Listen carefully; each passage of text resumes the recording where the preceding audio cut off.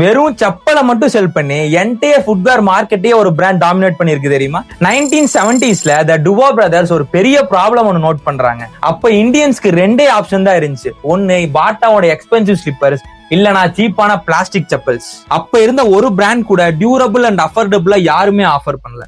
அது ஒரு ஆப்பர்ச்சுனிட்டியா பார்த்து அவங்க ரெண்டு பேருமே லண்டன்ல போய் அட்வான்ஸ்ட் ரப்பர் மேனுஃபேக்சரிங் டெக்னாலஜியா கத்துக்கிறாங்க. 1976ல ரிலாக்ஸோன்னு ஒரு பிராண்டை லான்ச் பண்றாங்க. தென் வெறும் சின்ன ரூம்ல அவாய் செப்பல்ஸ் மேக் பண்ணவும் ஸ்டார்ட் பண்றாங்க.